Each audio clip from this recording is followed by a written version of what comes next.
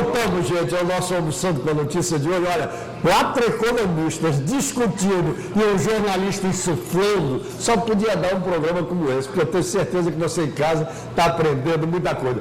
O meu querido Francisco Rosário, me diga uma coisa, pega o microfone aí. Tudo bem, né? Tudo bem, né? Tudo bem. A gente terminou o último bloco falando sobre essa questão do movimento, principalmente do movimento público, dos processos, essa questão que ainda pega a máquina pública e diz assim, não bota azeite nela não, porque não vai funcionar. O que é pior para você, a burocracia ou o burocrata? O burocrata surge quando você tem uma burocracia muito enrijecida. Agora, primeiro, vamos questão de conceito, né? Burocracia não é ruim. Não, eu não disse que ela é ruim, por isso eu fiz essa pergunta. Burocracia é, na verdade, a própria estrutura do nosso Estado, né? O Estado brasileiro, do jeito que a gente conhece aí, ele foi burocratizado, né? A partir da década de 30, com Getúlio Vargas, no intuito, que isso já estava acontecendo nos Estados Unidos no começo do século XX, de torná-lo mais eficiente, evitar o clientelismo. Perfeito. Né? Evitar a passada. O princípio foi bom. Mas esse é o princípio da burocracia, dos controles. Bom, o que a gente tem que ver agora é que isso já tem quase 100 anos. Com certeza. O Estado brasileiro precisa ser repensado. É verdade. Só que quando você fala em repensar o Estado brasileiro, o Reinaldo falou uma coisa aqui muito boa, estamos falando em mexer em interesses que são poderosíssimos e ainda estão poderosos, né? São oligarquias que dominam o Estado e um triste costume do brasileiro, uma coisa que eu gostaria de colocar, a gente diz, mas isso é cultura e não muda. Não, tem um professor da sociologia lá da UFOL, o Bruno, que diz, olha, essa história de cultura não muda é balela. Eu também acho. Né? Isso daí, se houver um trabalho, e aí como economista, se houver uma estrutura de incentivo na sociedade que permita a mudança cultural, você muda. Está usando centro de segurança hoje, não é porque é mais seguro no plano para você, é porque se não usar, leva multa. Pronto. Então, essa é a estrutura de incentivo que eu estou falando. Então, a questão do Estado, da cultura, é o patrimonialismo que o brasileiro tem com o Estado. Então, o brasileiro que não está no Estado, de alguma forma, ele acha que o que é público não é de ninguém. Ele não merece cuidar, reclamar, ir atrás, né? E porque não é de ninguém. Esse é um pensamento que a gente precisa rever. Está acontecendo isso, mas muito lentamente, e principalmente na nossa terra, né? E o Nordeste como um todo, mas aqui particularmente a gente tem que acelerar esse processo. Outro dia a gente passando aqui no corredor Vera Arruda, vê as placas de inox sendo pichadas pelos próprios skatistas que estão usando o ambiente para se divertir. Quer dizer, esse pensamento que eu estou falando, que é público não é de ninguém. Tá certo? A outra questão é o brasileiro que entra no serviço público, eu digo isso como gestor público, a gente vê também uma certa leniência. Descaso. Eu não seria tão forte assim, mas a leniência, por quê? Porque existe uma estrutura de incentivo que permite esses controles que o Arnaldo falou, do ponto de vista da contabilidade. Existe controle hoje jurídico, que tudo é assédio moral para o gestor público, porque a gente não pode fazer ninguém trabalhar. Né? Essa é uma verdade, né? Que a gente tem que ter cuidado e tal, mas essa é uma verdade, né? Então, existem obrigações, né, do setor público que quem está dentro vai ter que cumprir, quem está fora também. E esse pensamento que a gente tem que mudar, que é a cultura nossa, de deixar passar, deixar fazer, transforma o Estado brasileiro uma máquina extremamente ineficiente. Então, a culpa do Estado brasileiro ser ineficiente... Com certeza. Eu vou dizer uma besteira aqui, que eu vou ser atacado por muitos anos aí, não tem problema nenhum não, mas é uma questão de pensamento, de visão de serviço público. Se fosse viável e não é viável, todo servidor público seria comissionado. Mudava totalmente a eficiência. Não, eu não diria tanto. A questão, veja, o custo do setor público hoje no Brasil, a despeito de que falam, não significa muita coisa. Os juros que o Reinaldo está falando custa 43% do gasto do governo. 43% são juros. Setor público, dá em torno de 7%, 8%. Comissionado, que todo mundo tem que dizer que acaba ministério, diminui comissionado, dá menos de 1%. E quem disse isso, isso está nas contas, e foi o Alexandre aquele carequinha lá do banco, Alexandre Schwartzman, né? Extremamente ortodoxo. E quando questionado sobre a redução do setor público brasileiro, ele foi categórico. Não. A questão do número de funcionários do setor público do Brasil não é o problema. O problema é a estrutura de como esse setor... Lógico, de produtividade do setor público. É isso que eu estou dizendo. Agora, queira ou não queira, você não vai me dizer que o comissionado, que tem sempre a faca aqui em cima do pescoço, não trabalha mais. A questão do comissionado, quando ele vem de qualidade, sim. Eu acho que está bom. Né? Mas quando você coloca o comissionado via clientelismo, aí é complicado. Aí é diferente. Posso botar o dedo nessa? Pode, deve. Não, eu acho que o Chico foi muito feliz em separar essa questão, né, da burocracia e de um funcionamento ineficiente do Estado. A gente está voltando a uma discussão que é aquela velha discussão de qual deve ser o tamanho do Estado na economia, não é? E aí eu gostaria aqui de fazer uma propaganda. Recentemente, uma economista italiana chamada Mariana Mazzucato, né? Ela escreveu um livro sobre o Estado empreendedor, né? Aí vocês, pô, o que tem a ver o livro dessa mulher com o Brasil? Ela fez um livro para a economia americana. E ela mostrou o seguinte, que todas as tecnologias que são hoje usadas por empresas, quer dizer, são exploradas por empresas privadas, elas tiveram a sua origem em forte investimento público. Perfeito. Certo? Então, veja mesmo, é muito bom se falar da questão de que o Estado deve ficar somente garantindo a estabilidade macroeconômica, assegurando a segurança pública, e achar que a iniciativa privada, eu não acho não. Quando a taxa de risco é muito alta, certo? E isso, obviamente, e isso acontece muito na área de tecnologia, porque você tem que fazer um investimento sem saber exatamente qual vai ser o resultado. Os países no mundo que se desenvolveram teve uma forte presença do Estado. Eu só estou dizendo isso como um exemplo para a gente entender que não é tão fácil assim você tirar o Estado da jogada. Não, nem é para tirar, não acho que seja para tirar. E a segunda coisa importante, aí é que está o negócio. A gente estava conversando no intervalo, né, e o Arnóbio colocou, eu acho, de uma forma também muito bem colocada, a questão da infraestrutura, do investimento a longo prazo, a questão energética. Só que aí, qual é o momento delicado que nós estamos vivendo para pegar essa agenda do Arnóbio? Para que você possa sentar e discutir problemas estruturais, você tem que ter minimamente algum nível de estabilidade política. Lógico.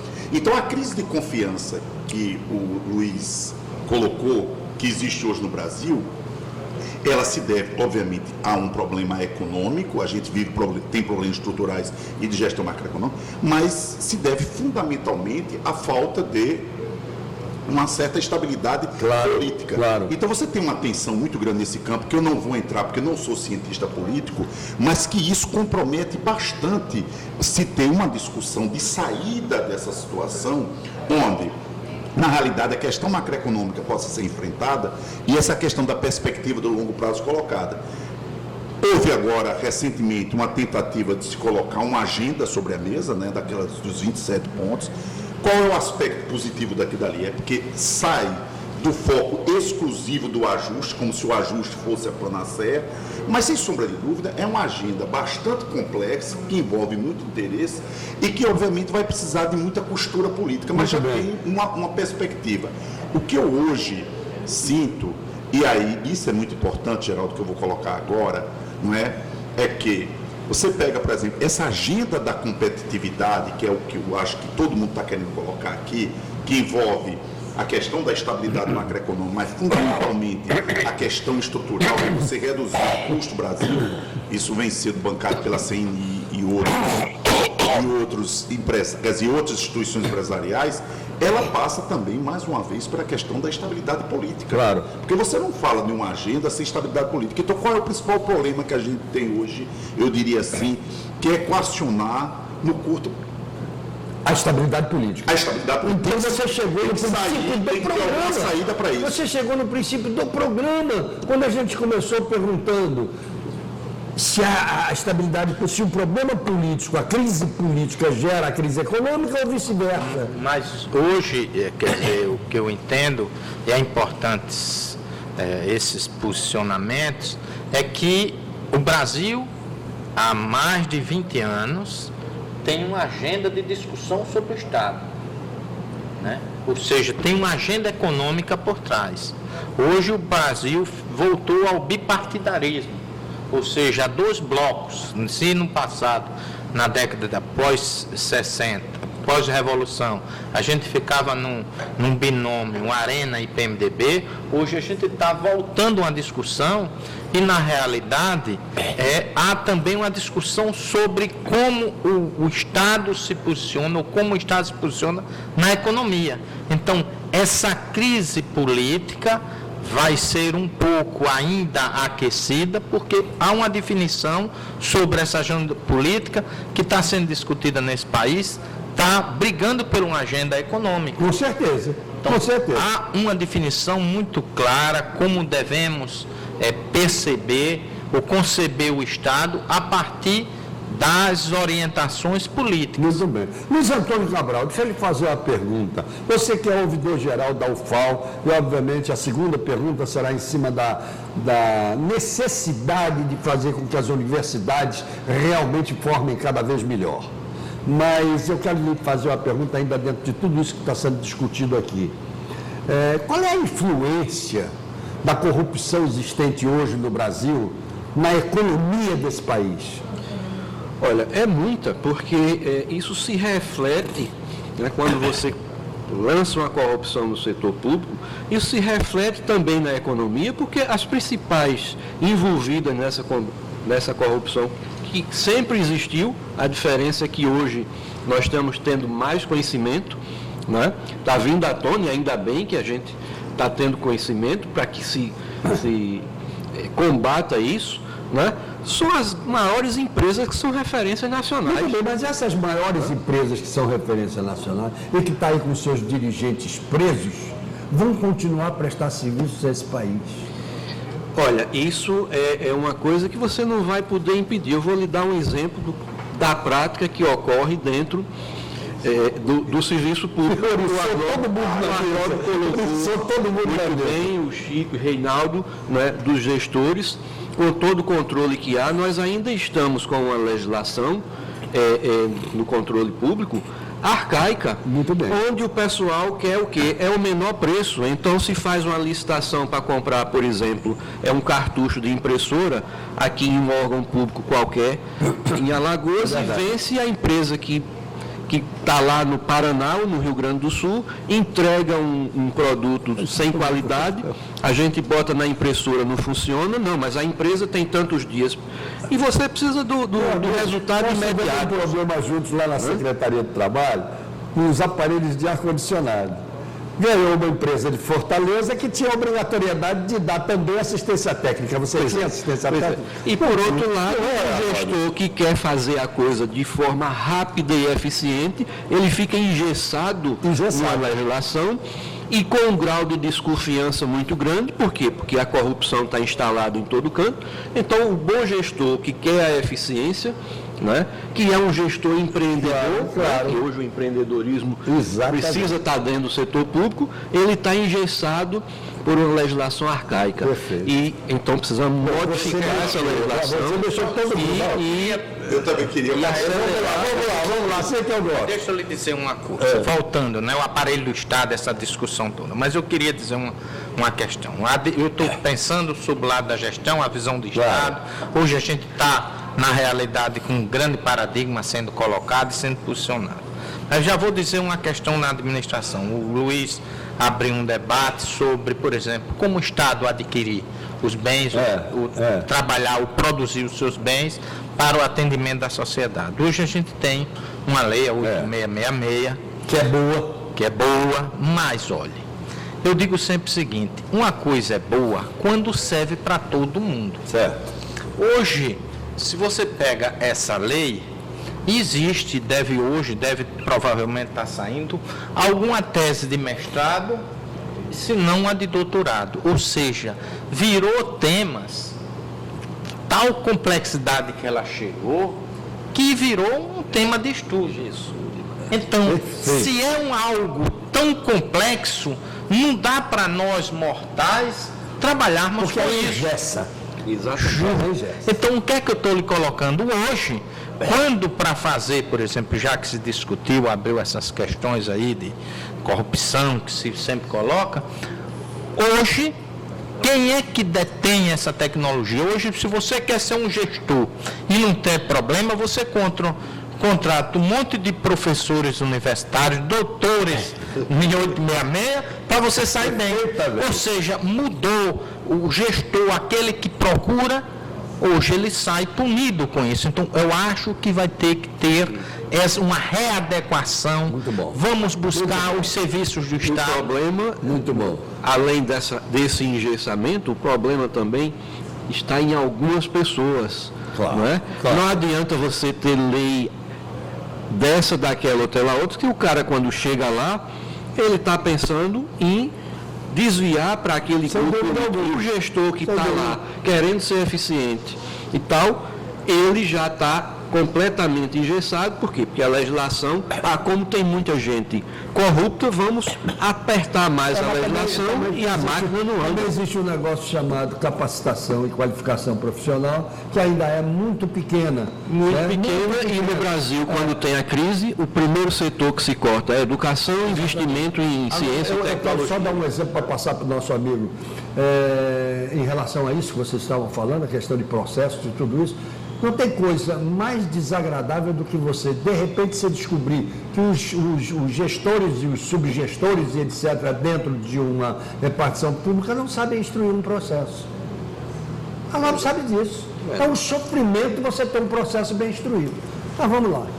Olha, veja mesmo, Geraldo. eu queria Reinaldo, só pegar nós só temos 5 minutos de Não, programa. é Vamos muito lá. rápido, porque tem um ponto que se colocou e me parece que a gente deve rapidamente tocar nesse ponto. É o seguinte: não há nenhuma dúvida, o Brasil está demonstrando uma maturidade Não, tem mais tempo, institucional tem mais tempo. certo, É isso não. importante na medida em que você tem o quê? Que todo esse processo de corrupção está sendo investigado, o Ministério Público está tendo liberdade de investigar, a Polícia Federal, então tudo isso eu acho que é para o mundo um exemplo. Agora veja mesmo, a minha preocupação é na questão das empresas e dos corruptos. Perfeito. Que os corruptos precisam ir para a cadeia, eu acho que Precisam. nenhum cidadão de bem desse país discorda. Com certeza. Agora, você quebrar empresas importantes que têm expertise de mais de 30 anos, certo? Como você tem uma série de empreiteiras. Veja, deixa eu te dar um dado da gravidade disso. A Petrobras representa, só Petrobras, 10% da formação bruta de capital fixo do Brasil. Verdade. Isso implica que investimento como é, em máquinas, equipamentos, infraestrutura, tecnologia. Isso equivale a 2% do PIB.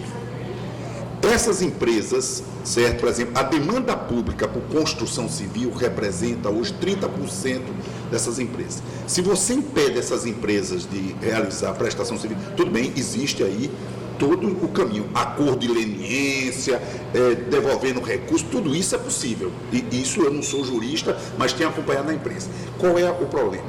Se essas grandes empresas, elas quebram, elas arrastam uma parte importante do sistema financeiro. Não tenho dúvida. A primeira página do Valor Econômico dessa semana estava colocando isso, os banqueiros já com medo. E segundo, o efeito multiplicador que isso tem na cadeia, nas cadeias, petróleo e gás, construção civil, em termos de emprego, aí você tem vários fornecedores que vão deixar de ganhar. Então, seria realmente, por exemplo, o Gésner Oliveira, certo, que foi do CAD, fez uma estimativa, certo, que só o impacto da Lava Jato no PIB esse ano, certo, poderia chegar a 2,5 do PIB. Então, tem que ter muita...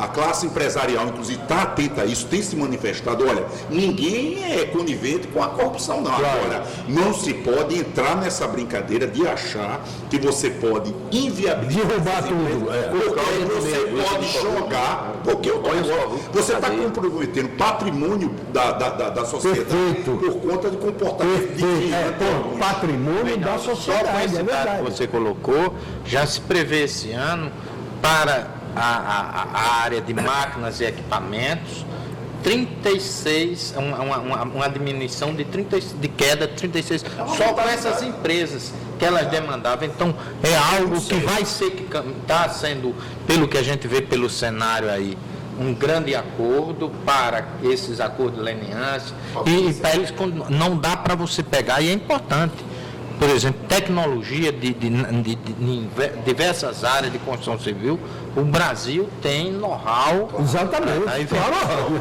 constrói fora. E como constrói fora, não é verdade? Exatamente. Meu amigo, Não temos pouco tempo agora, né?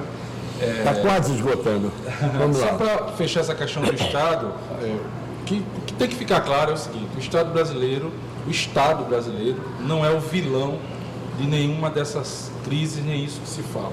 O que a gente tem que prestar muita atenção é que em um país emergente, que precisa sair de uma renda média, olha que nos últimos 15, 20 anos nós avançamos bastante, né? Nós tiramos muita gente da miséria, nós conseguimos instituir parte de uma rede social de proteção aí, que consome de empresas, ou seja, coloca o capitalismo brasileiro para funcionar, porque tem muito fornecedor do Estado, então as compras públicas, ela dá esse passo do desenvolvimento.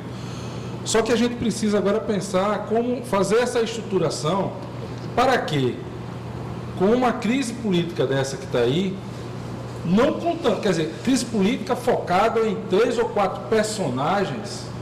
Se a gente olhar direitinho, são 3 ou 4 personagens, certo? Que dominam o ambiente e está contaminando toda uma estrutura de produção e desenvolvimento de um país. Se der a solução para isso. 200 e tantos milhões de habitantes. Então é isso que tem que ser pensado. Meu amigo Francisco O Estado Rosário. brasileiro não é pequeno. Né? Meu amigo Francisco Rosário e todos os nossos convidados de hoje, eu vou voltar no tempo, acho que 40 anos ou mais. E vamos lembrar que um dia eu fazia um programa na extinta TV Paulista, que hoje é a Rede Globo de televisão, e que se chamava Por que Tenho Fé no Brasil? Era um programa que eu produzia e dirigia e era apresentado pelo falecido ator, um dos maiores atores desse país, que era o Sérgio Cardoso, que faleceu há muitos anos atrás também. Muito bem. Eu vou utilizar o título desse programa para encerrar este e perguntando a você, por que você tem fé no Brasil? E a vocês todos. É a pergunta de encerramento. A minha fé no Brasil é porque o Brasil é bem maior do que toda essa espuma que a gente vê nos noticiários. É isso que eu tenho fé no Brasil. Muito obrigado por ter vindo a esse programa. Obrigado. Meu querido Reinaldo Rubem, por que você tem fé no Brasil? Olha, não dá para negar o potencial que o Brasil tem. Né? O Brasil é um país de dimensão continental, né? Tem riquezas do ponto de vista naturais, tem um potencial do ponto de vista turístico enorme.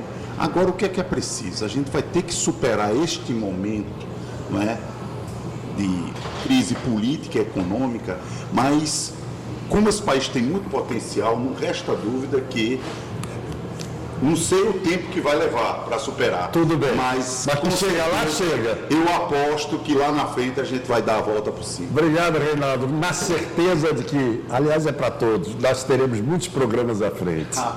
Meu amigo Luiz Antônio Cabral, por que você tem fé no Brasil? Nós temos um povo maravilhoso, inteligente, não é? Olha a nossa história, quantas crises nós já saímos. Nós temos um país com recursos fantásticos, não é? O que falta é todo mundo suar a camisa e olhar para o Brasil para frente.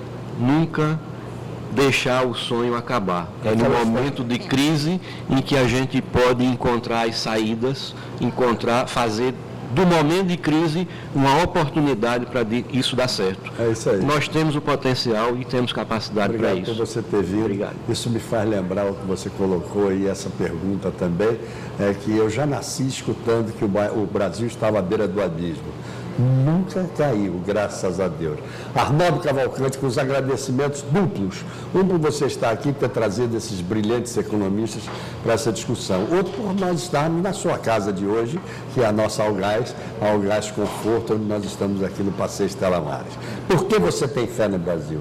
Primeiro eu queria agradecer os colegas que dedicaram esse tempo para vir aqui, e é sempre bom a gente ouvir posições e esclarecimentos, né, nessa área. E segundo, e você também pela oportunidade de estar trazendo essas pessoas para vir contribuir para o debate com a nossa sociedade. Segundo aspecto, eu queria colocar que o Brasil ela reúne as condições de infraestrutura necessárias para se criar um projeto estruturante.